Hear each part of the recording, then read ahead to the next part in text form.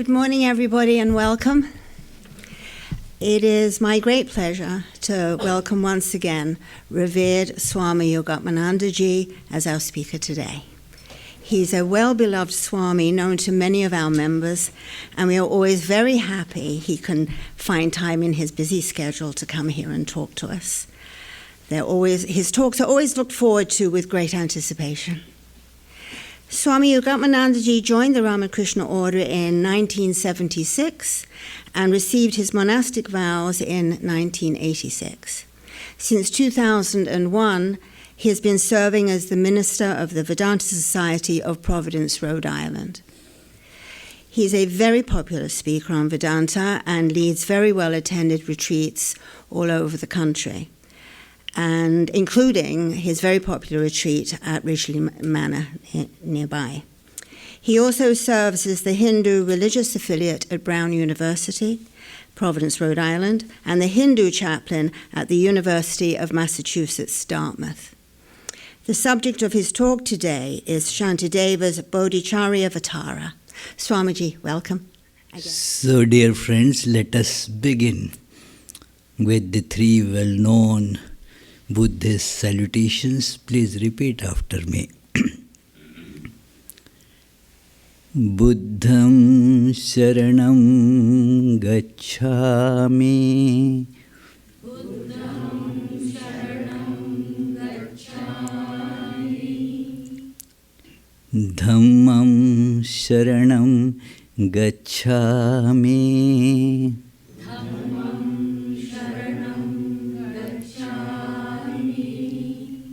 Sangham Sharanam Gacchami. Sangham Sharanam Gacchami. I take refuge in the Enlightened One. I take refuge in His teachings. And I take refuge in His tradition which practices this teaching. Dear friends, I was very delighted to listen to this very nice opening song, a translation from Lalit Vistar, of how Buddha was feeling at the time of this renunciating this world, and very beautifully tuned by John Slang. Thank you for this beautiful rendering, Patrick. So, with this, let us come to this subject. Normally, when I am to come here to give talk, I ask Sarvapriyananda, do you have any topic in mind? Normally, his answer is, well, choose whatever you want, It is, but this time, he specifically asked me to speak on this Bodhicharyavatara, or in a way translated differently by different people, the guide to the Bodhisattva's way of life, Bodhicharyavatara. We were discussing, he was very fond of this book, but hardly anybody speaks about it in the Vedanta parlors. So, in just last summer, I gave 7 talks on this book. We have a tradition for last about a decade, more than that, I think 15 years or so, to conduct a 6 or 7 or sometimes 8 classes during the summer time on some stream of mysticism, preferably not directly connected with the Vedantic or Hindu thought. So we had many discussions on Kabbalah, many discussions on various Christian texts like the Cloud of Unknowing or Meister Eckhart, many discussions on various wonderful Sufi teachers and so forth. So last year I thought of, discussing this great text, which, shatters many notions about Buddhism. Because especially in the West, the idea about Buddhism that it doesn't have a devotional aspect to it, or it doesn't accept any self or God. Those ideas are really baseless, and they are entertained only by very superficial reading about Buddhist texts. So, this great treatise by Shanti Deva, which is tremendously respected in the Mahayana and Vajrayana Buddhist schools, but it is not very popularly discussed. It is because it is not so widely available. It is a Sanskrit text translated into Pali, English, various languages. And Shanti Deva is a great figure. Not too many facts of his life are known, except a few anecdotes, which are interesting. That he was born somewhere in what is called the Saurashtra region these days. But then his father, seeing his disinclination for worldly life and interest in practicing the Buddhist teachings, sent him to Nalanda, the great university of learning. And there at Nalanda, he was seen as a very lazy person, doing nothing practically. One of the nuns there describes that how he was living. All he does is to eat, to sleep and poop. That's it. So actually that is how she wrote it, that it is... that is... So now how to make this fellow get activated? And so they decided, to all his colleagues, the other students and teachers there, that we will tell him to give a lesson on one day. You teach today.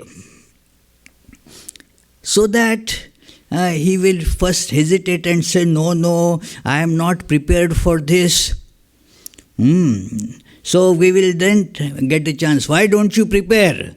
Work and prepare, study.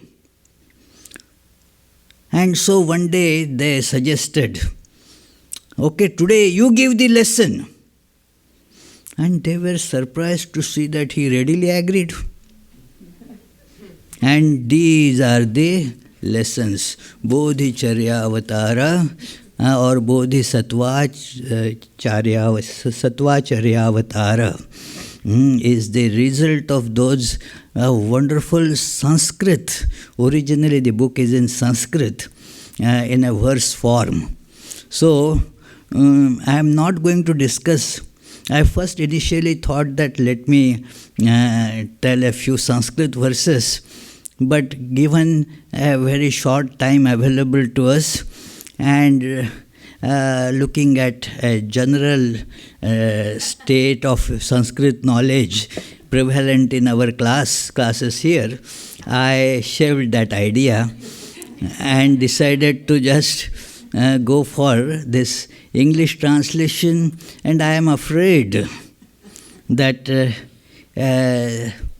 we will be able to touch only very few verses from this wonderful, wonderful book. But I suggest please read, take an opportunity. This book is available easily. The English translations are available easily. The original Sanskrit also is available in PDF form. So those who are interested, they can look at the Sanskrit book also. In fact, I have some problem about the translations. It is not always easy to put the Sanskrit into English correctly. So I have a few these things, reservations about the accuracy of these translations. But in general, it is a very fair translation.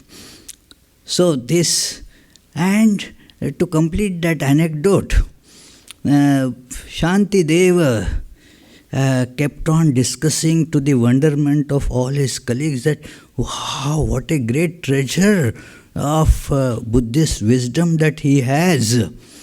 And they were in amazement. And as a philosophical aspect of it, we may not be able to touch that part today. Maybe we will be, at least briefly.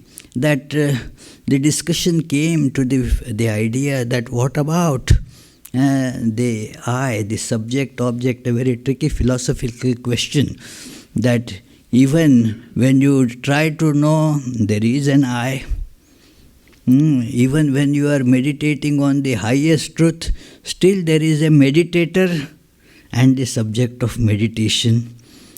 And how will that state of no I will occur? And he came to that topic that when the object is gone, the subject also gets annihilated.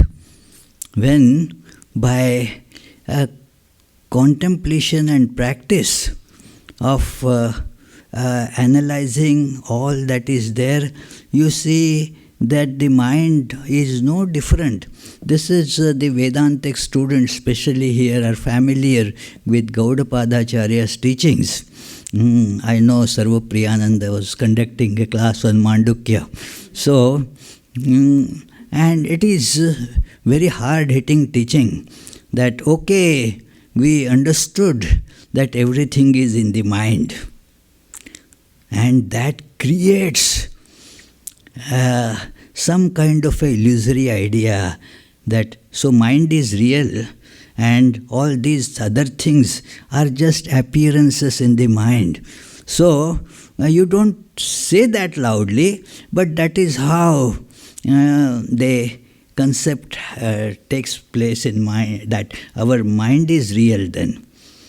And then Gaudapada shows that that is unreal, and what is mind apart from that? Nothing else. So mind also is equally unreal. There is no basis for mind either. Yeah, it is, people struggle with this idea.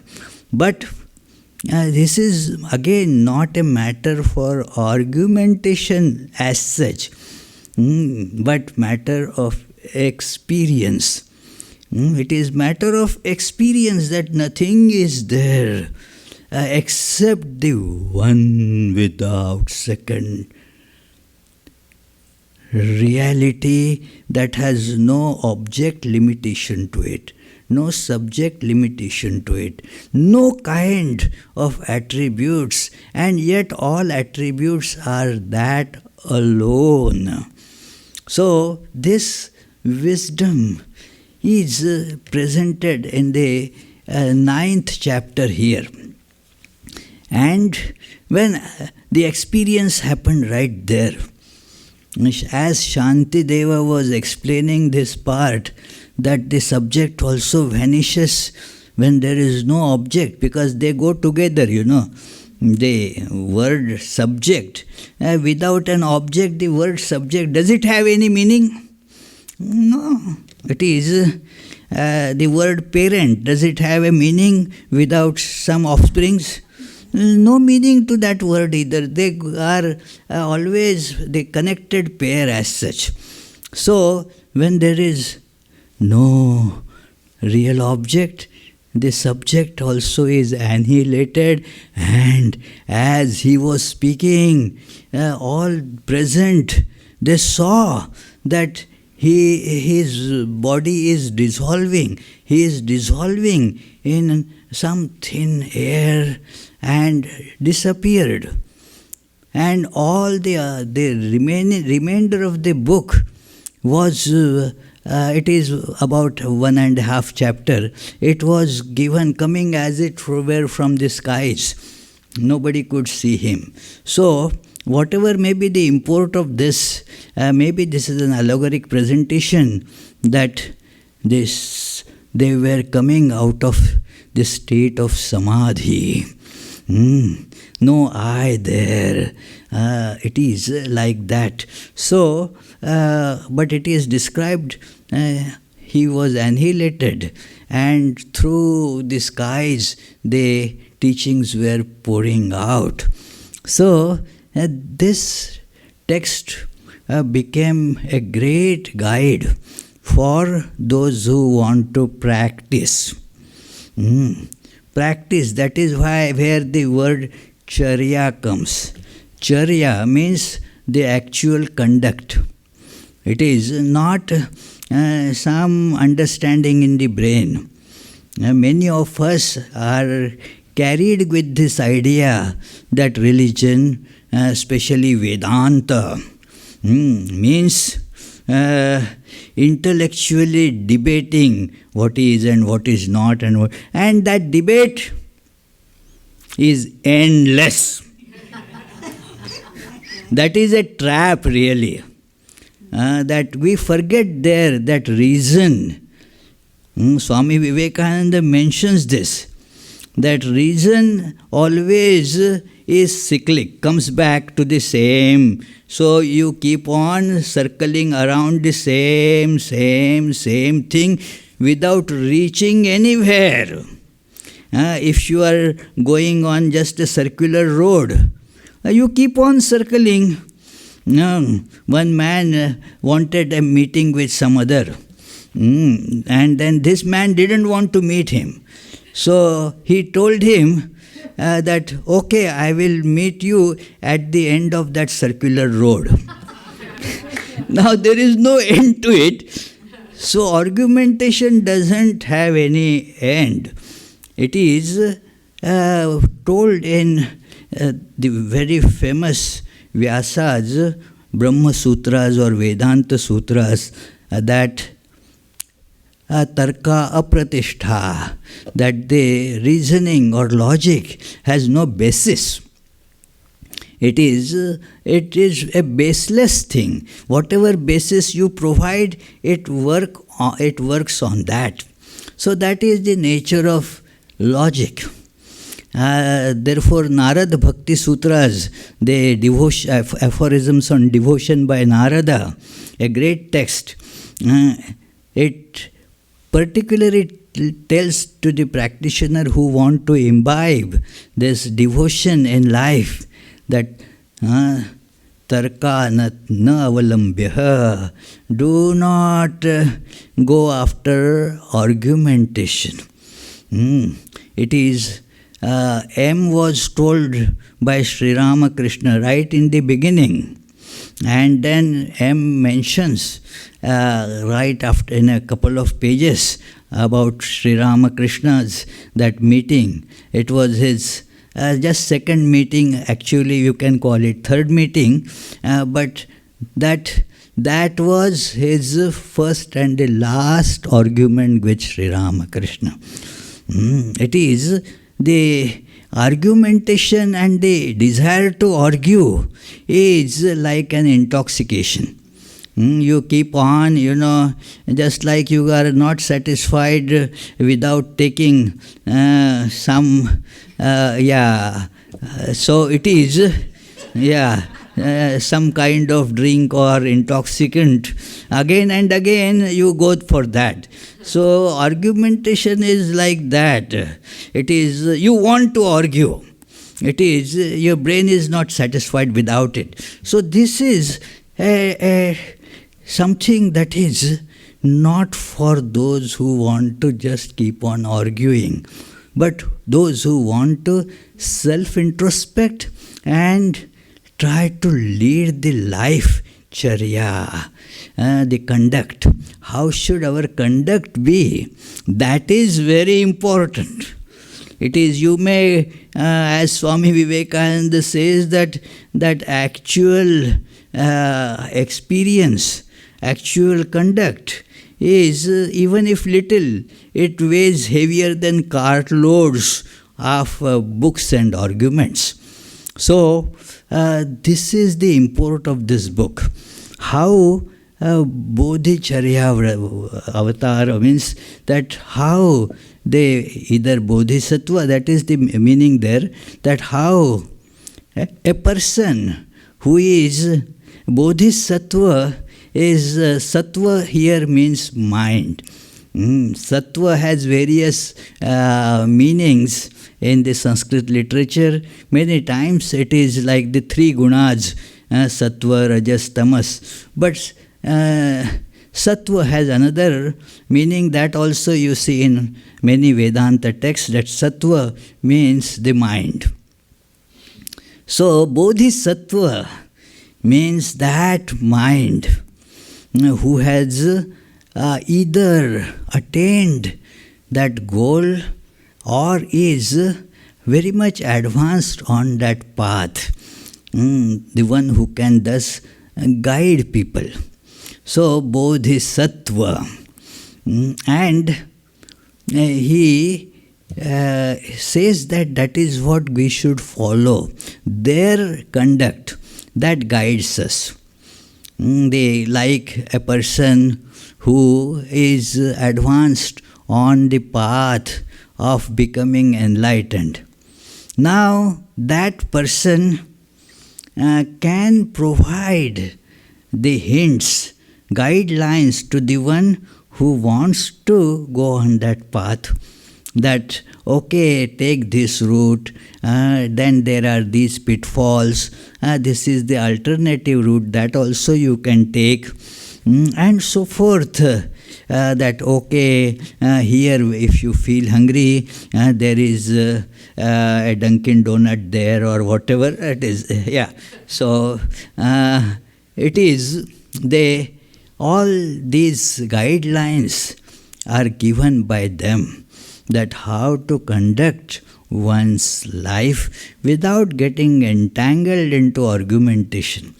It is that is Buddha's, these four noble truths is the basis of this. And these noble truths, they require really no argumentation whatsoever. These are matters of experience, like the first noble truth. Sarvam dukkham, everything is fraught with suffering. Who can argue about it? It is matter of everybody's daily experience about oneself and about others. Suffering is all pervasive. It is so. And you read it in other Vedantic scriptures, Patanjali's yoga aphorisms, everywhere, that it is this suffering. And does anybody like sufferings? No. So it is a clear understanding that we have to get rid of this suffering. The second noble truth about that is, what is the cause of suffering? Diagnosing that. Because if you diagnose, then you can apply remedy. I was talking to Sangeeta about some, when you get some free advice of some expert, from some health expert. So I told her some problem. And she did some diagnostic test. So it is just checking my pulse and so forth. Those experts know by checking the pulse, So it is, anyway. So after diagnosing, you know the cause, and then you can cure it. That is why there is this saying that the proper diagnosis is half the cure. So that is the second noble truth. That it is, there is a cause. And you can see that cause easily. If you introspect, this cause of this suffering is ultimately it boils down to being as having a separate existence. Holding on to that is suffering. This non-existent I that is identified with body and mind, that it is not I, but we hold on to it with such tremendous tenacity. And that is holding on to that untruth is the cause of suffering. It can be removed. That is the third noble truth. That if you properly lead the life, you can go beyond it. And many people have gone beyond this. And thus, it is a possible thing that one can go beyond it. Now the question, the practical question comes, can I do it? Somebody might have done it, many might have done it, but does it really make me able to do it? The first question asked there is, do you want to do it? Do you really want to do it? And there is a price for that. Not that price is very big. Only that we are so much attached to this ignorance. And we know that that is cause of suffering, but don't know it deep enough to give it up. So, thus we are loath to admit that I want it. Verbally we may say, yes, I want it. But who wants it? Very few really want it. And that is for them this fourth noble truth, that there is a practical way. Practical way. These are Buddha's words. That yes, everyone can do it if one wants to do it. It is our obsession with the ignorance is so much that although we understand that it is ignorance, we are loath to give it up. Isn't it strange? That it is, if you know that you are holding a hot iron ball and that is burning your hand, will you hesitate to drop it? You will not. But that is the way that we are having this problem of suffering, burning, and still I hold on to this, that it is mine. My ignorance, so how can I give it up as if it is a big wealth? Do we hesitate to give away the trash? We put it out for the city to take it away. If they don't come, we call, hey, what happened? We are paying taxes. Your trash pickup didn't come today. It is. So nobody wants to keep the trash, but this terribly stinking garbage of ignorance that is spoiling our life, still we don't want to give it up. So that is why there are not many followers as far as the conduct goes. Argumentation about, yes, I have read Buddhism. And so let us argue whether there is self or no self. And so forth. Endless argumentation. Whether Vedanta is right or Buddhism is right. You can have university debates on that, which come to nothing practically. It is Well, yeah, having experience with so many university things, yeah, I am, really dejected with those theoretical, meaningless, pointless, verbose argumentations. It is, you write a big book, you get PhD, but as if Buddha told these truths to get PhDs. No. So this is Bodhicharyavatara. Observe the conduct and let us change our conduct accordingly. You can take your time, okay, but it is to be done. Take your time means, depending on the vehicle that you have, there will be a different time of, journey. So somebody may be able to achieve it just instantaneously, depending on whether if the mind is so pure, like Sri Ramakrishna's mind. Didn't have any obstacle there. So whatever the teachers, the discipline was told to him, he achieved the result of that in no time. But, well, we will require more time, doesn't matter. So, this is the first aspect, the first teaching, first chapter is that Bodhichitta. The word used is very interesting. Bodhichitta means that mind who has resolved to go on this path. Yes, I have resolved to go on this path and I am ready to the price to pay for it. I agree to that price because the price is nothing. In the words of Swami Ranganathananji, all the price that is asked for is give up your dumbness. It is give up the dumbness, but we don't want. The dumbness is so dear to us.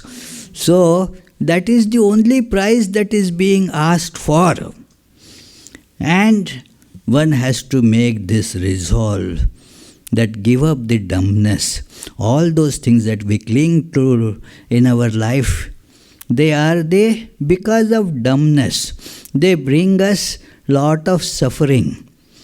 And yet, out of dumbness, we cling to that. So, let us make a resolve. That is the Bodhichitta. So, he says that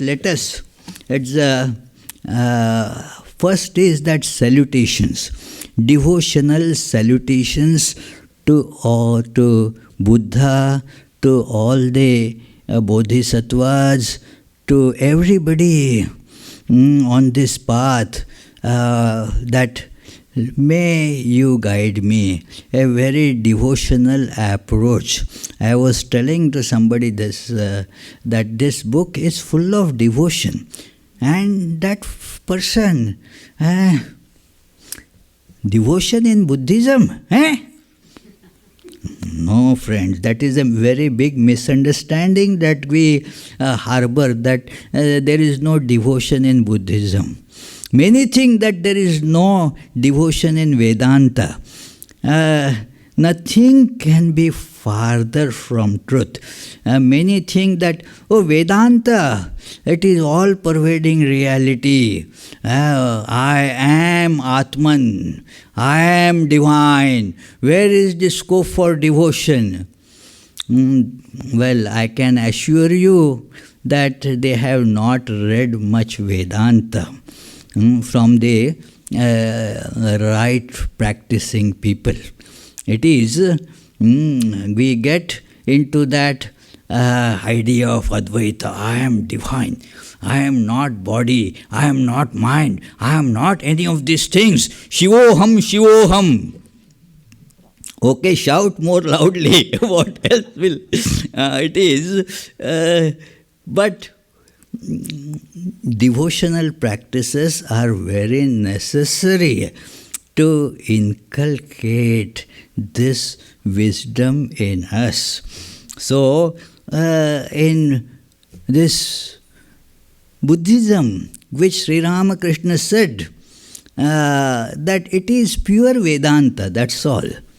So he did not practice Buddhism separately. Like he practiced many religions, somebody asked, what about Buddhism? He said, it is Vedanta, pure Vedanta. Nothing else. Buddha didn't do anything separately. But that doesn't mean it lacks devotion. Therefore, when we see this book, on every page, you cannot turn a page of this book without seeing these devotional prostrations. So, and this is one of the most honored texts of Buddhism. So, he says after that this precious human life, so hard to find, offers the ultimate goal for living beings. If we do not strive to accomplish this goal now, how will such a precious opportunity rise again? You see these ideas in treatises like Viveka Chudamani and such things, that yes, you have to see that this is a great opening. Human body, this body-mind complex, whatever you may call it, this is very precious. Amongst all the animals that we know about, it is the human body alone. I don't dispute that there are some other beings who are better equipped than human beings, but we don't know much about that. Amongst all the creatures that you know, that it is only human beings have this ability to think of a goal in life. For other creatures, they are quite happy if they get food and so forth, just physical subsistence. They are quite okay with that. Human beings, no. Even the most uncultured human being also wants to find a meaning for the life. Why am I here? That is the nice song that we were hearing, that Buddha started presenting these questions.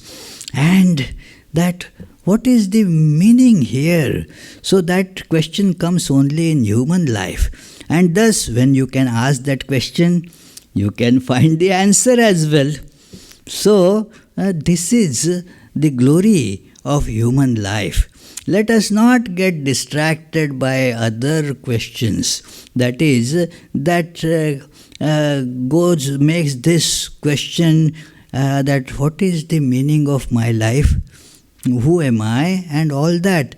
It gets put on the back burner and then disappears even from there. It is very important to keep this question burning, that this is the primary purpose of human life that cannot be achieved in any other species. So let us make the best use of this life now. Iha cheda vedi tatha satyamasti na chediha vedid mahati vinashti. This is told in the Kenopanishad, that now, while we still have this instrument, make good use of it. It will not remain with you tomorrow. Very fragile, this body. People die sometimes. Some die even before coming out of mother's womb. Some die at a very early age. And so forth. How long shall I be in this body? Who knows? How long will I get to use this?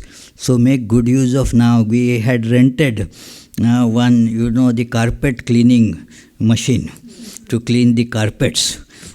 So, but they rent it for that 24 hours.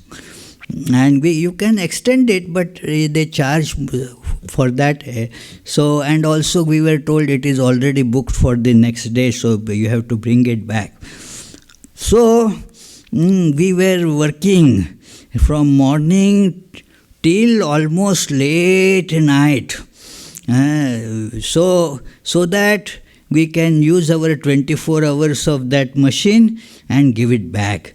So this machine called human body, it is machine. Let us use it for the designated proper use of it. That carpet cleaning machine, you may sit on it as if it is a chair, but is it the use of it? Stupidity. So using this human machine for all those sense enjoyments that one can get better in animal life. Why use this human body for that? The only real use of this human body is to develop this Bodhichitta, means the mind that is resolved to attain this great truth in life. So, then he says, I am skipping many things here, many verses, they are wonderful, but there is, a clock is put right in front of me. So, it is, the moment Bodhichitta is generated, even in pitiful beings, bound within the prison of samsara. Many these days don't translate this word into English. Swami Vivekananda translated it as cycle of transmigration and so forth. But these days many have become familiar with this Sanskrit word, samsara. Means that suffering endlessly again and again. It is not just life imprisonment, it is many, many lives imprisonment. Life imprisonment, one knows that one man was, weeping on the anniversary of 10th anniversary of their wedding. And the wife said, why are you weeping? Today is the happy day. It is our 10th anniversary. And he said, do you remember that day? When I was, your father caught us together. And he told me that, now marry my daughter. Otherwise, I can put you behind bars for 10 years. Oh yes, I remember it. What is about it? And this man said, so today I would have walked free had I taken that offer of your father. I would have walked out free today. So it is. So it is the. What I mean is that this imprisonment is only for one life, maybe. It is. So, but this continues. This samsara, this imprisonment doesn't go away even after the body dies. You are transferred and you go out of the prison. No, you go out from one prison to a worse one. So that is the only change. Therefore, one has to develop this bodhichitta.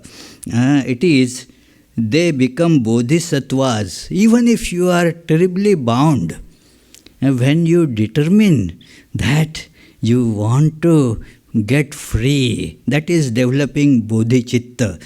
You want to attain to that state of supreme bliss. And then, well, yes, going beyond all suffering. Do you not want it? Who in this congregation will say, no, I don't want it? Everybody wants it. But that resolve has to come. I want it. Because without the resolve, things do not proceed. So let us make this resolve. That is Bodhichitta. That I want to do it. And what is the meaning of resolve? See, believing things without really acting on that is very insignificant belief, insignificant faith, and as it comes to naught. Most people's belief in God is like that. Yes, I accept that there is God. And there are some who say, I reject there is no God. It is just how they nod their head, that's all.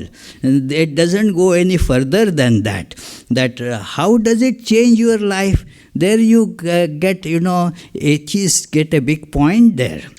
That what change of life you see amongst those who say that they are believers and those who say that they don't believe. Even amongst those who say we believe, you see so many immoral people.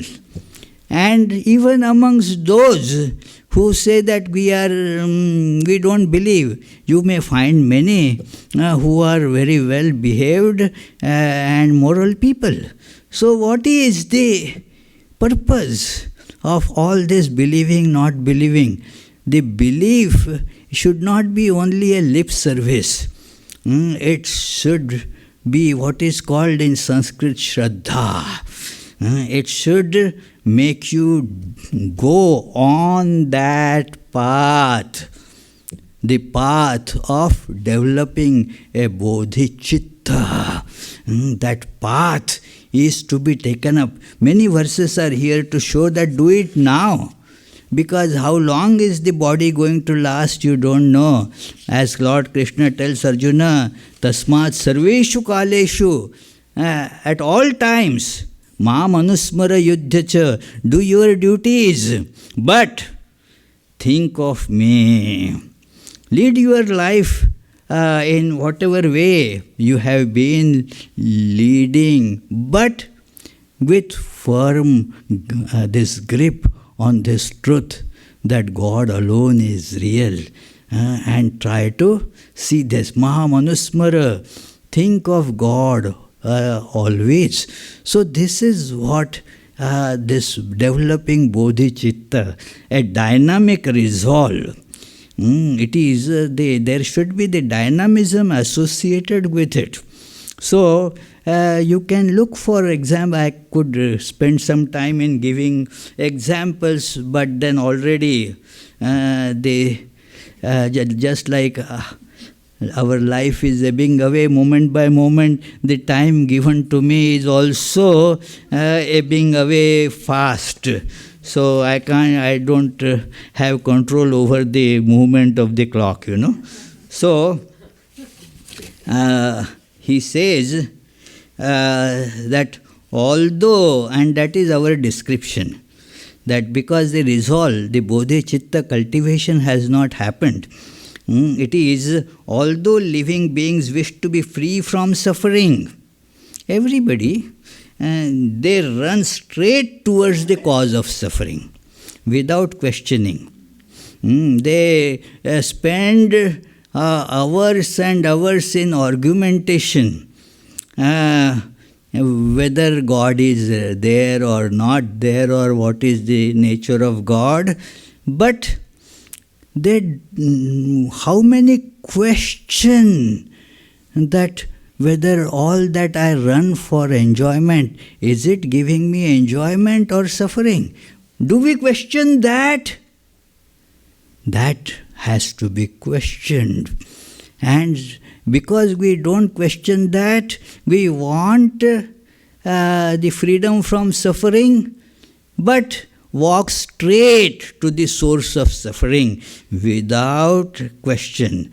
If somebody says, this will, such a nice thing, you will enjoy a lot. This restaurant gives such wonderful dishes. Go there. And we swallow that without salt, I don't mean those delicious dishes there, but this statement is swallowed without salt. No argumentation about it. So, but when it comes to this statement of sages who have no selfishness, no interest in, only interest is to help you. We question their motives or their understanding. Strange, but that is how human beings are. So, they run straight towards the cause of suffering, and although they wished for happiness out of ignorance, they destroy it like a foe. We destroy happiness very fast. We could be happy easily. But if we are bent upon destroying our own happiness, what can be done, friends?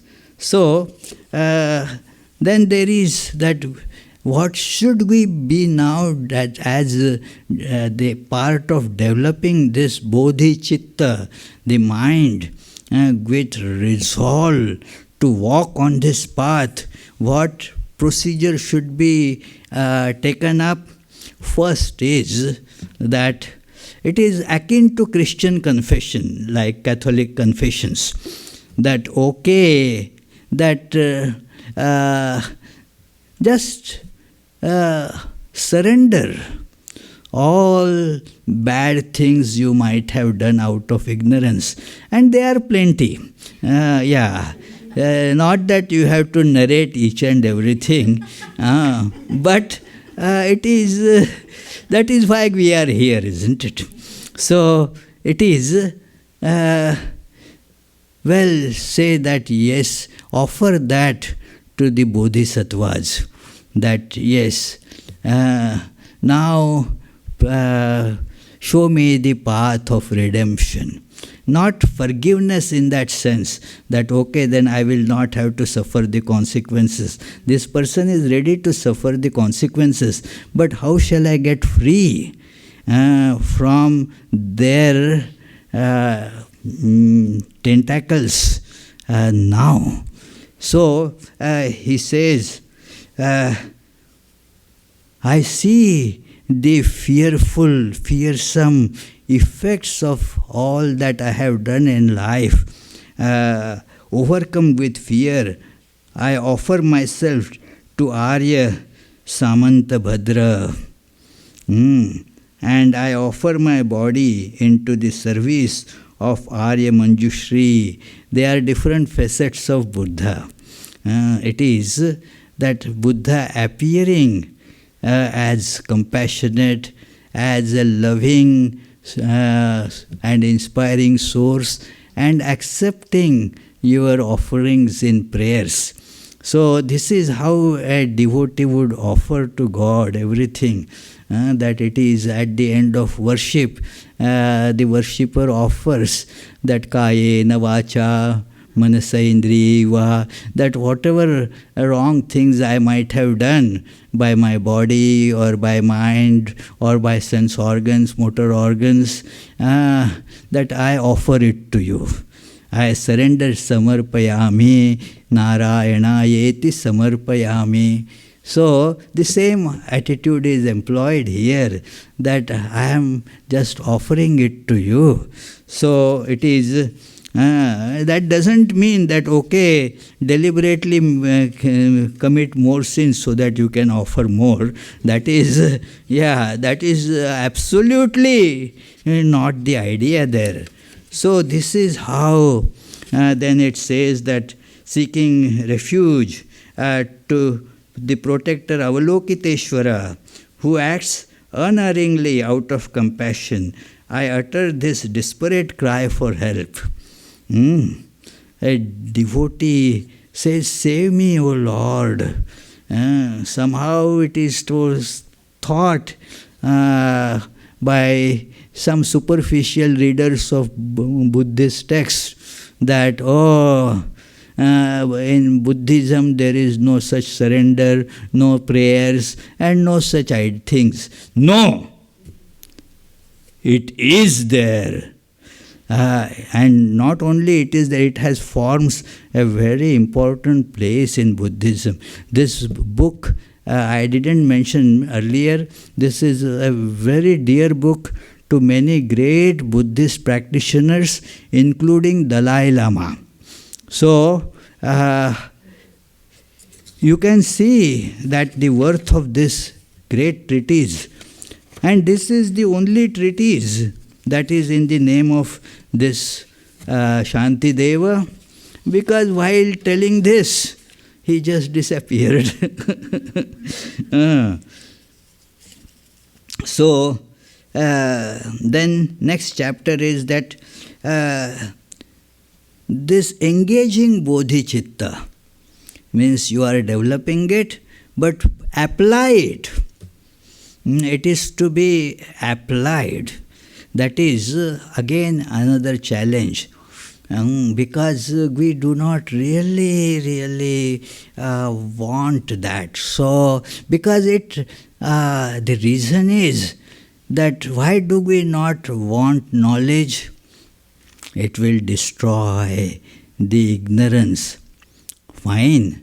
But the problem is, it will destroy all those pleasures that I am addicted to. My and my, I and mine. Those pleasures I am addicted to. Like that minister in a church said, so you will get liberated, you will be with God in heaven. Who wants to go to heaven? And he was surprised that nobody was volunteering, I want to go to heaven. And he asked, why nobody wants to go to heaven? Then some members there said, eventually we want to go. I thought that you are asking now. Right now, yes, I am thinking that whether I should go to McDonald's after the, so that is the, so our, that addiction to these pleasures that come out of ignorance, that, yes, my spouse, I want to have a grip on him or her. My children, well, I want to have a hold on them. My all friends and all those things, I don't want to let it go. Because my pleasures, my life, so as to, it depends on them. So, and without me, that is another folly that we feel. Without me, they depend on me, Oh, so if I am gone, what will happen to them? All meaningless nonsense, really. But we entertain such ideas that, my husband or my wife cannot stay without me. Even if I am away for a day, then she becomes so uneasy without me, and so forth. All meaningless imagination to keep on clutching to that which is ignorance. So that is why that bodhicitta has to become applied so that it will eradicate the ignorance. So this is what is told here. Thus, so you therefore do not covet, you do good actions, you help others and so forth, you serve others, it is told in the previous verses. But that will incur some merit, which again is a bondage. If you accept it, it will be a pleasant bondage. That is why more difficult to give up. So pleasant bondages are difficult to give up. So this is a point that is made here, that thus through the merit I have collected from all these virtuous actions. With the actions that are full of vice, you collect bondage which are like, say, coarse, very rough iron chains. And with the virtuous actions, what you generate is the bondage, the chains of gold, that's all. And since they are chains of gold, isn't it more difficult to give them up? You take them as your, precious jewelry. So you don't want to give it up. So may the sufferings of every living being be brought completely to an end. That is the prayer. If I have earned the merit, let it be used just for that. This is a matter of practice, friends, that do not have that feelings of covetousness about even those things. So, and it is told here, to the benefit of all living beings, I become a treasury of wealth. Not that you accumulate, go to accumulate wealth, but you yourself become that all that you have is open for them. It is, all my actions from now on shall accord with this noble lineage of the Bodhisattvas and Buddhas. So it is, just as it is rare indeed for a blind person to find a jewel in a heap of rubbish, so too, by some very rare chance, I have generated Bodhichitta. This is again a matter of not claiming that it is my efforts that have been responsible for it.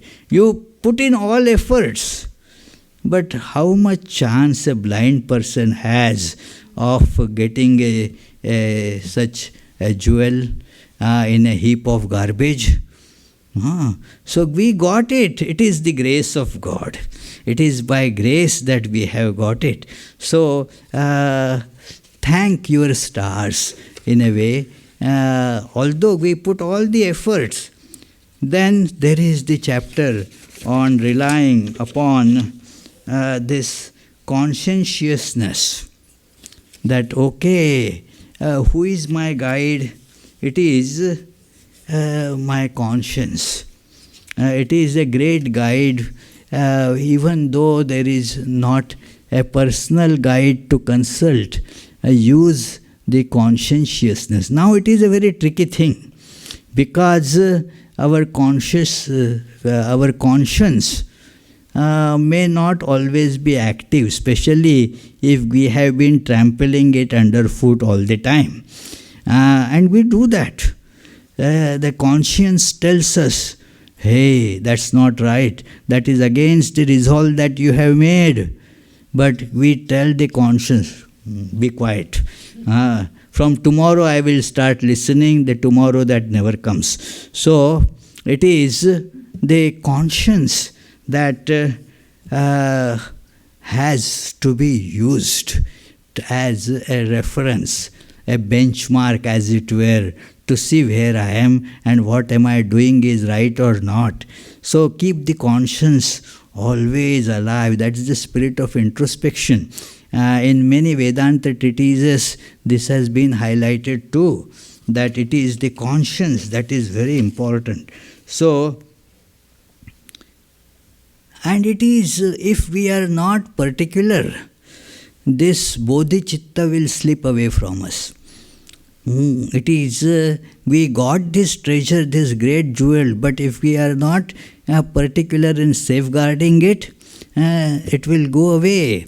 And there are plenty of such examples when, if we are not on guard, then we miss it.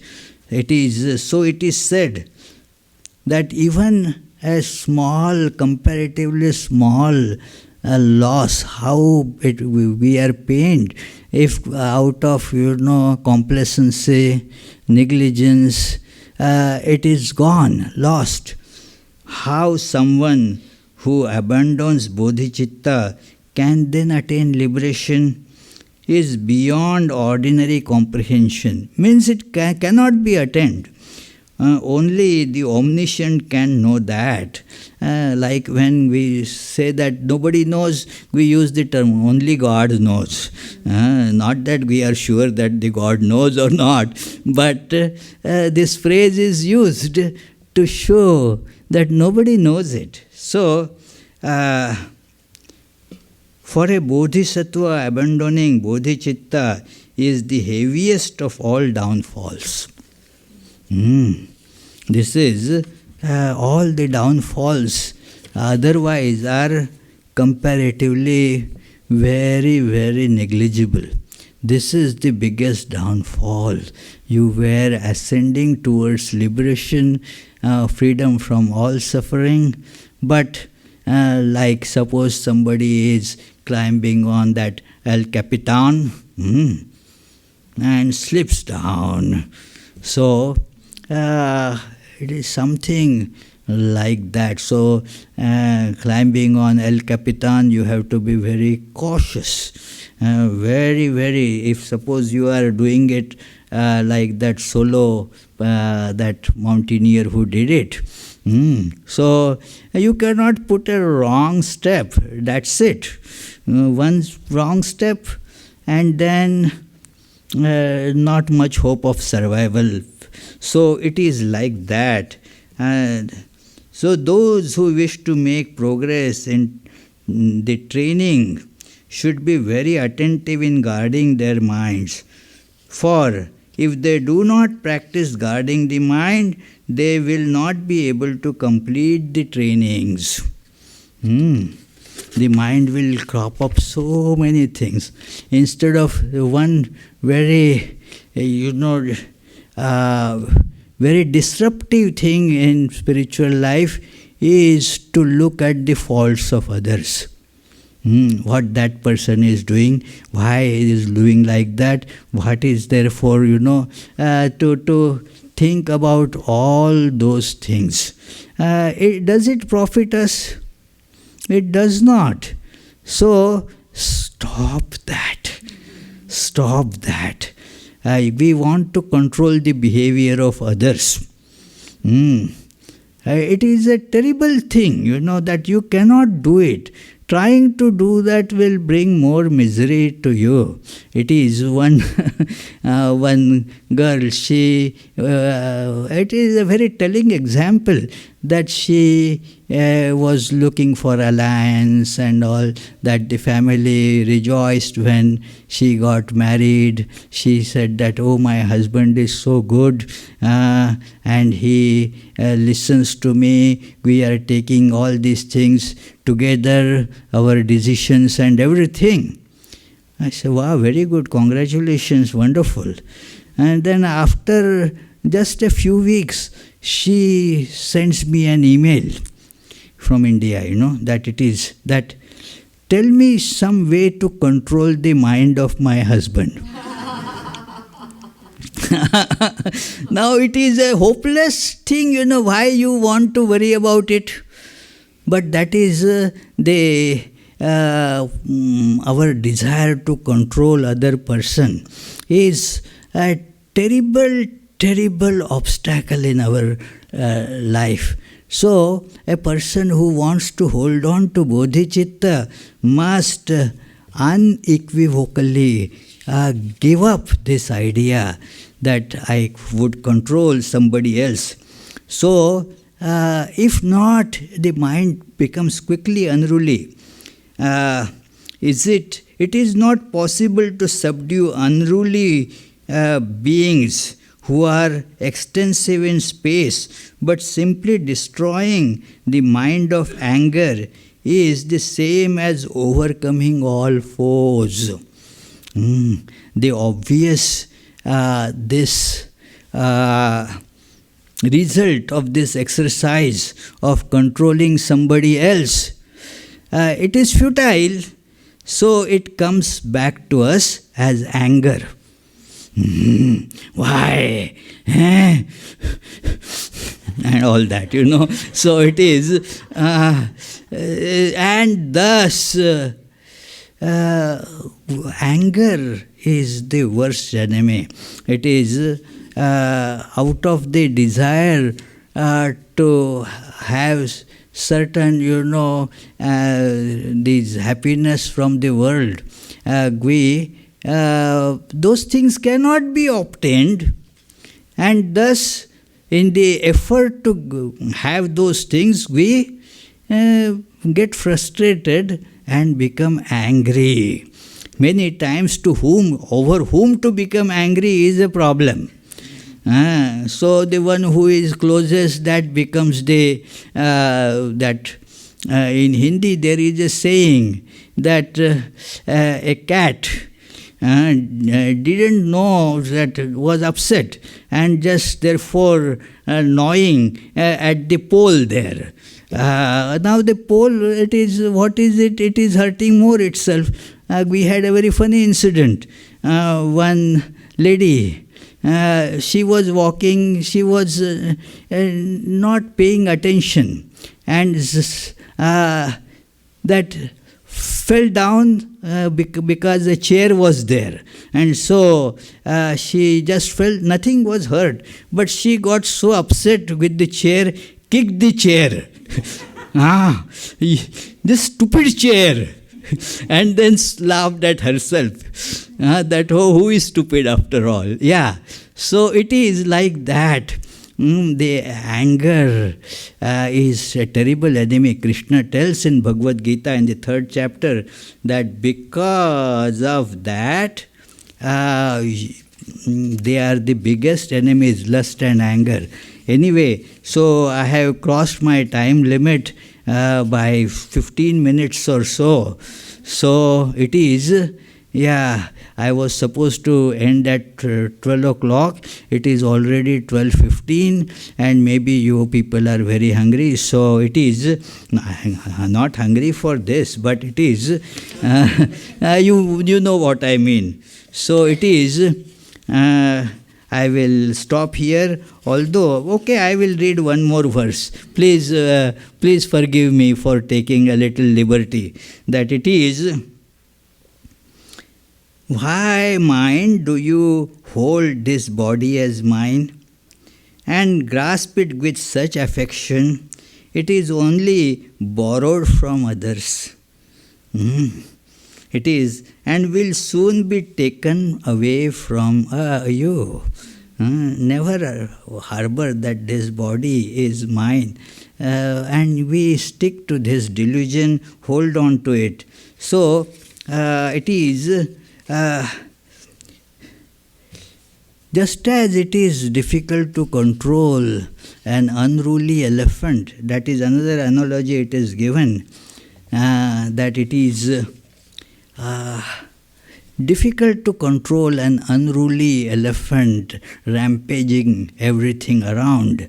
Have you seen that, such an elephant? You cannot control such a thing. But controlling unruly mind is far more difficult even than that. So therefore, one should remove the causes of that having inordinate attraction and affection for somebody or some other thing, that will bring anger, frustration, and in anger we will do all those unreasonable things. The first thing that anger does is to kill our rational faculty of self-introspection. So therefore, this is very important advice given here, and I conclude this, I had given 7 lectures on this, and still I could complete only, about 3/4 of this. So you can't expect me to tell everything in just one class, but I will be happy if I have invoked sufficient interest in you to read and understand, contemplate on these teachings. Thank you very much, friends. I am always delighted to be here and have this conversation with you people. So it is always my pleasure. Thank you, Diane. Thank you, everybody. I had a very nice time here last night. They had made very good arrangements for my stay, and my thanks for this wonderful hospitality. There was a great breakfast served also.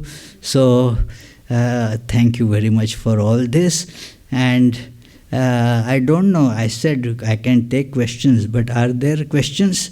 Oh my goodness.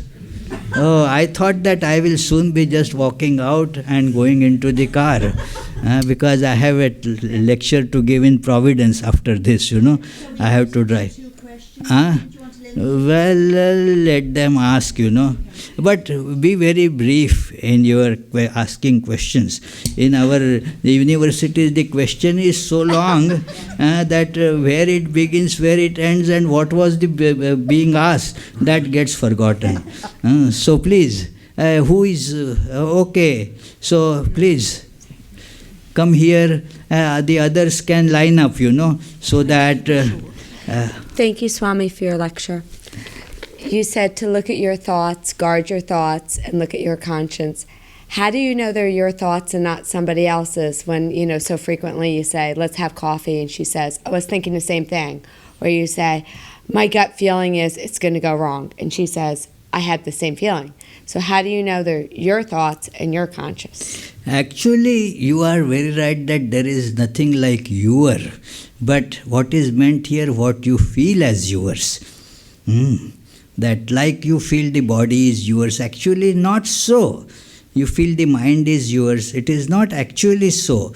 But as far as you feel that it is mine, you have some control over it. Exercise that control. That is what is meant by that. That it is, suppose, I am not doing that, but suppose I tell you, lift your right hand, then you will lift your right hand. You are not going to lift the right hand of this person sitting. Whose right hand, after all, nobody is. Will you say that? You won't say that. So you have to be within that understanding. It is told that the thoughts, they are very dynamically going and very infectious, more infectious than corona. So if you get one, I have a vibration, this other also gets a sympathetic vibration. That is why there is this importance of being in a holy congregation. So, because then those vibrations, those thoughts, they find resonance. I also was thinking like that. Yes, I also wanted to act like that.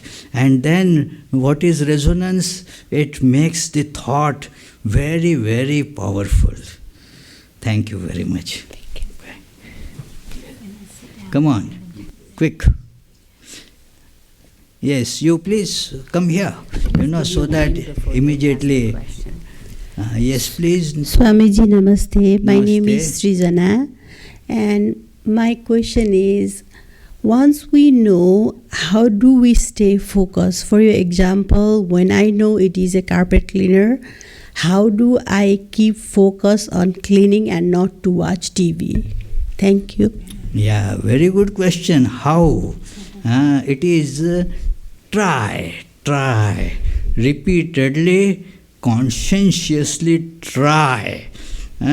That remember that this is the only time you have got. Like you are watching TV, forgetting cleaning the garbage around.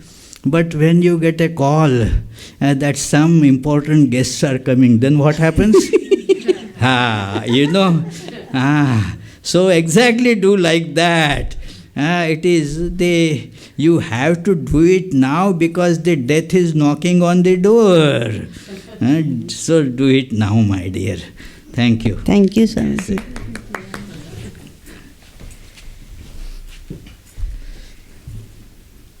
Please give your name first. My name is Jay Pandya. Namaste, Swamiji. Please. I have a question in form of your validation of my understanding. When you talk about end of suffering, I understood it as the first stage of enlightenment, capturing unbounded awareness into our living. And that's what I understood as a end of suffering. But when devotion comes into picture, after that stage, to achieve celestial perception is my understanding. Oh, well, there is nothing else to be done. The end of that end of suffering is same as achieving the celestial bliss. These are not two things. As Sri Ramakrishna used to say, if you are going towards east, the west is automatically left behind. So these are not two separate things. These are the same thing. You achieve one and you will see the other is achieved. It is like in Kathopanishad, it is said, Yada sarve pramuchyante kama yesya hridishrita atha martyomrito bhavati atra brahma samashnute. That when all these dross of desires, the cause of suffering in this language, are gone, then here is the Brahman. Here is the immortality. There is nothing separate to be, there is no one to achieve left then. So I, that is gone, that is dross, that is the cause of suffering, that is gone. Now who is going to achieve that celestial bliss? Celestial bliss is the automatic result. That's it, Yeah. Okay, thank you. Maharaj, grateful for the talk.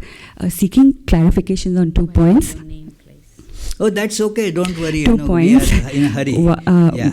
On the lecture, one is on when we say that, "Oh mind, why do you think this body is yours?" So, does the text or its commentaries speak of how do we avoid falling prey to nihilism while meditating on such a thought? And the second point I see clarification is, you mentioned that we could lose Bodhichitta by